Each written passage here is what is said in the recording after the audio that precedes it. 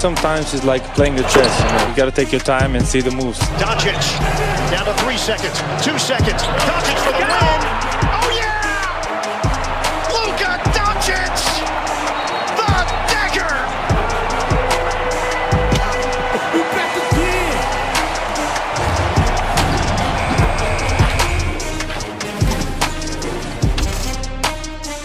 Welcome to The Jump. I'm Rachel Nichols, and this is the Jump schedule release special. We have an array, a veritable plethora of guests joining us today, including Woj, Richard Jefferson, Matt Barnes, Jackie McMullen. They're going to break down all the best matchups and storylines from the second half of the season. Also coming up later in this show, who are the biggest all-star snubs? Everyone's favorite conversation the day after the rosters are announced. Matt Barnes and RJ are going to join me to discuss that. And remember, if you are adding someone, you have to replace someone who's already in. Those are going to be the rules.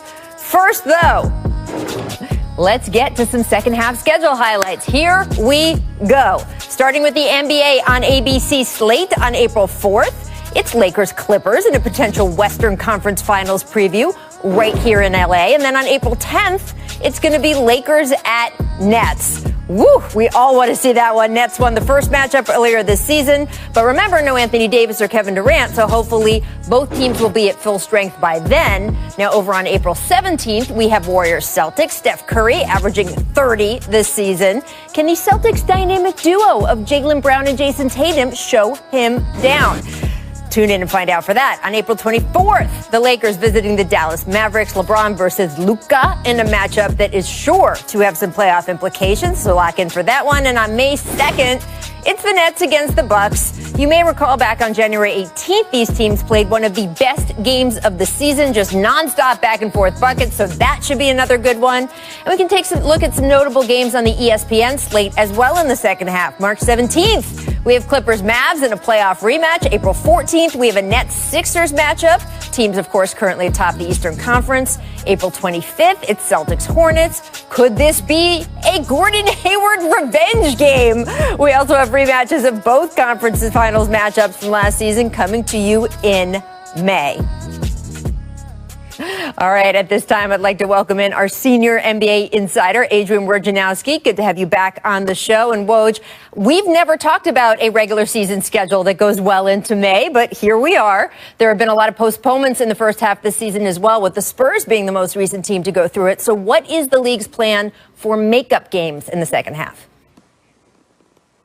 Well, the Spurs, Rachel, and Memphis, they're going to play 40 games in the second half. They're scheduled to play 40 games. The Washington Wizards, who also lost a number of games to postponements in the first half, they'll play 38. And remember, they were able to make up a few of them already because they had their trouble earlier than Memphis and San Antonio. But as we get into that second half, if there are postponements and if other teams get hit, you're looking at the possibility the league won't be able to make up all of those games before the playoffs. They don't want to push back the start of the playoffs or the finals. They want to keep it on schedule. So they're at the mercy in the second half of how COVID hits and how many games they may lose in that window. Yeah, and look, they've got that looming deadline of the Olympics, right? They don't want to go up against the Olympic Games. They want their players to at least be available for the Olympic Games. So it is important they try to stay on point from here on out. And I mentioned the Spurs before.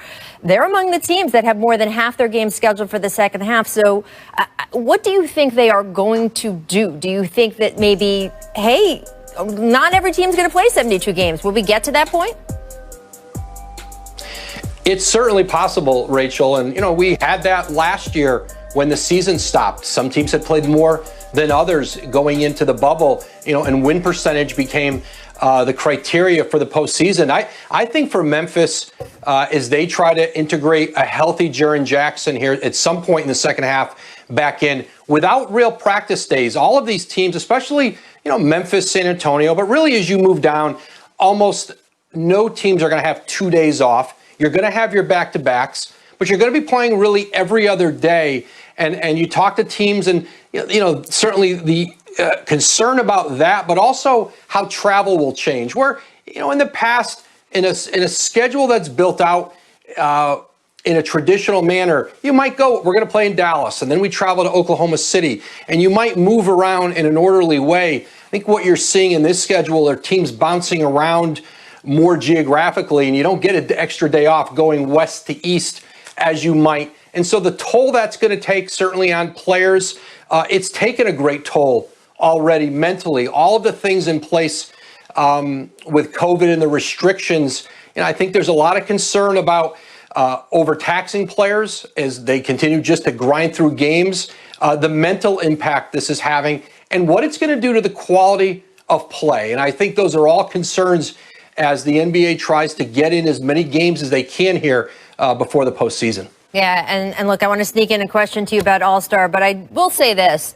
I really love this second half of the schedule release. I know it was made, it had to be this way because of coronavirus, but I think it's given the league, when you look over the schedule, it's given them the opportunity to juice some matchups. Do you get any sense, Woj, that this could be something that we do from now on, even in non-COVID times?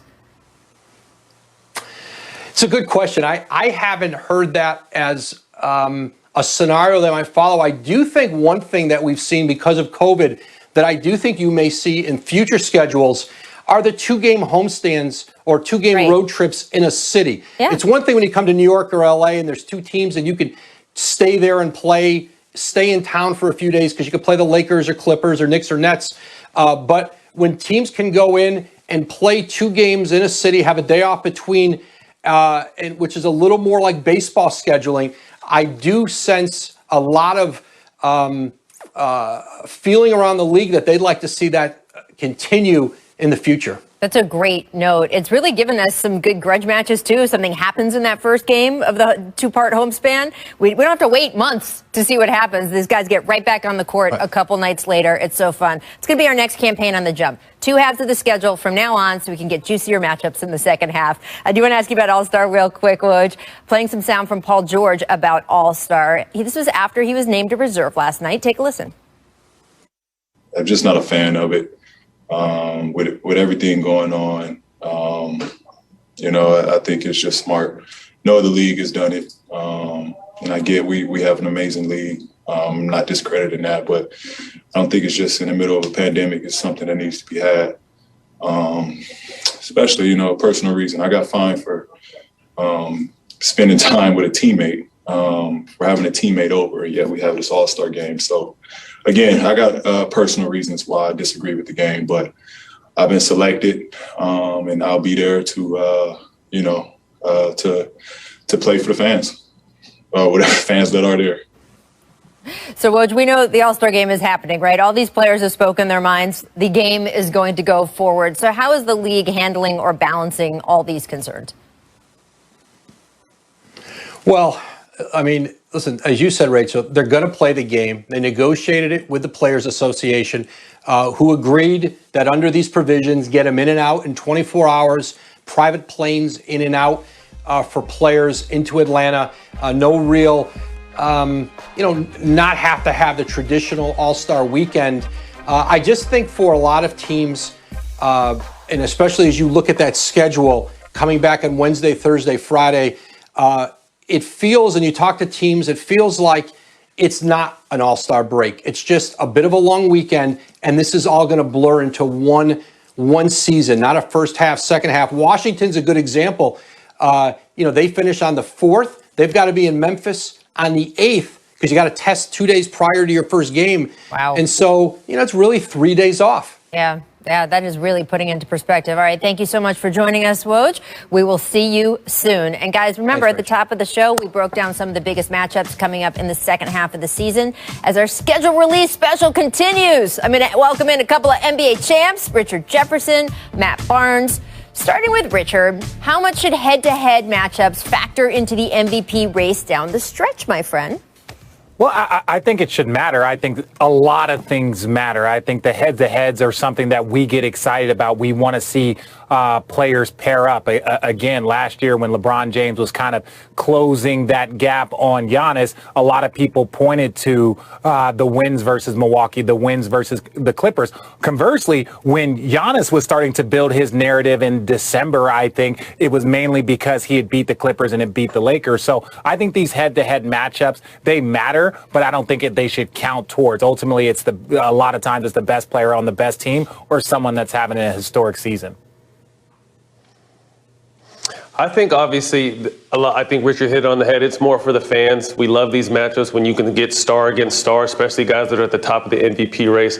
But obviously, it's the body of work. But to me, I would just love, and I know we've talked about this before, I would love for it to expand through the playoffs because I'm tired of seeing MVPs take their team to the first or even second round. To me, MVPs is the guy you can go to down the stretch and the guy that's going to take his team hopefully to the conference finals or to the NBA finals. So I wish they would just expand, make it the entire season, not just the regular season. Well, I have a platform of awards reform, Matt Barnes, but there are a lot of people who feel that this should be something that goes through the playoffs. Now, that, of course, might discount the regular season more, which is something the NBA doesn't want because they want people to buy tickets for those games when people could eventually be back.